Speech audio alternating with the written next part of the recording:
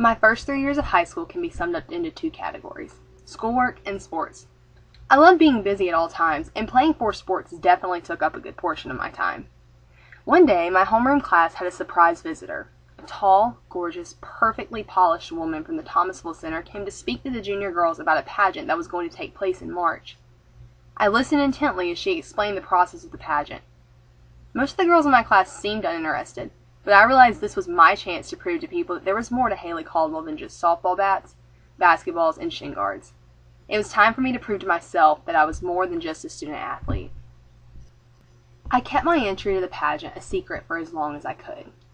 At the time that pageant practice started, I was beginning soccer conditioning, and I didn't want my coach or my teammates to treat me any differently. In no way was I abandoning my team. I would go to soccer practice, usually consisting of a 2-mile jog and then goalie conditioning, and promptly after I would hop in my Jeep Patriot and zoom across town to the Municipal Auditorium for a 3-hour pageant practice. I was almost always the last person to show up for practice, walking in smelling like a man and having grass and mud stains covering the tops of my legs, while my shins were covered by sweaty shin guards and foul-smelling, often unmatched Nike soccer socks. To all of the girls on the stage and the women helping with the pageant, I was a joke. To them, I was just another athletic girl trying to be funny and entering the pageant as a jest. I didn't let their doubts and criticisms get the best of me. In fact, I allowed them to make me better. I worked harder at every pageant practice, perfecting dance moves, improving my articulations, and walking in near impossible and extremely painful 5-inch stilettos. I still could see people doubting me, even with all of my improvements. I wanted to win the pageant so badly that I could taste the sweet victory in my mouth. I yearned to be able to make my friends and family proud of me for something more than sports. As the pageant neared, my nerves began to grow. Yes, I was improving every day, but so were all the other girls. We continued practicing our dance moves to a remix of Madonna's Vogue, and my peers at school often saw me dancing down the halls with my earbuds in to practice the routine. Still, only my closest friends knew that I was participating in such a different competition. On the Monday prior to the pageant, my coach informed the team that we would be participating in a soccer tournament that weekend. At first, I didn't think anything of it, and was excited about playing, but later that night I realized that the pageant was on the same Saturday that we would be playing. I didn't know what to do. I had been committed to my soccer team so long, but I had worked so hard for the pageant. Finally, I realized that I had worked too hard not to compete in the pageant. I called my coach right away and told her about my predicament. She understood completely, but she did exactly what I knew she would do. She told me if I didn't show up to the games on Saturday, I would lose my starting position. I ran into the kitchen and talked to my mom, and she told me that she would come to the games on Saturday and drive me home as quickly as possible so that I could do both. It was finally Saturday, the day of all days, the day that I knew I could prove to people that I could be a pageant queen and an athlete. I woke up to the sound of my mom yelling at my dogs to stop chasing the horses. Typical. I kept repeating my lines for the pageant in my head. I eventually crawled out of bed and hopped in the shower and did my normal morning rituals, eating a big bowl of fruit and yogurt and drinking a large cup of coffee. After my breakfast of champions, I felt like I could conquer the world, or just win 2 soccer games in a pageant. My mom drove me to Albany to play in the tournament at 8 o'clock. The air was thick with the smell of the morning dew, but we played hard while the soccer moms cheered vociferously as we took our first W in the tournament. We won our second game with ease, and my mom was finally able to take me home.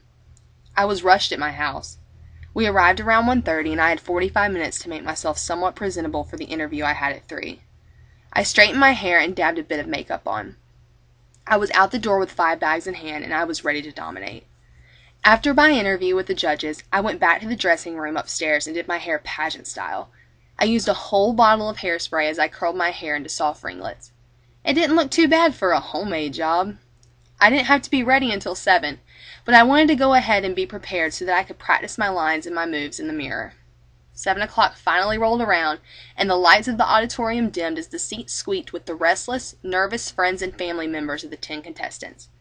Mr. Rainey, the pageant host, introduced us as we scurried on stage in our jeans and t-shirts for our dance routine. It wasn't a difficult routine, but when you're performing in front of 250 plus people, it's a bit intimidating. Following our performance, we were applauded off the stage. It was encouraging to hear the loud claps of our supporters in the audience. We came back to the stage with our evening gowns on. Walking on the brightly lit centerpiece of the auditorium, I felt confident, something I had not felt before while wearing a dress. I stood in the center of the semicircle of girls made on the stage. I was contestant number 7, so I had a while to wait until I spoke. I heard all kinds of answers to questions. Everyone was nervous, and even the most confident and articulate girls were stumbling on words as they approached the microphone. Finally, it was my turn. I walked to the front of the stage, not being able to see into the crowd because of the glimmering spotlights, but I figured it was probably better I couldn't see everyone watching me. I walked up to the microphone and said, "Good evening. My name is Haley Caldwell.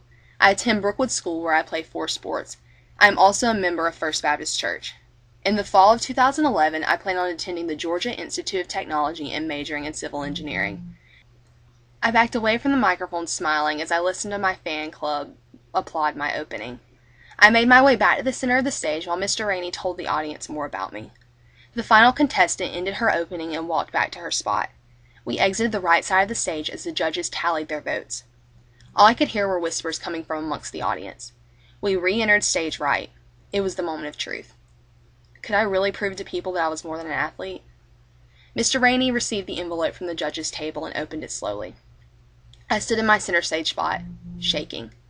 He told the crowd we were a beautiful bunch of girls and we all deserved to win. And then he read the note. This year's second runner-up is... not me.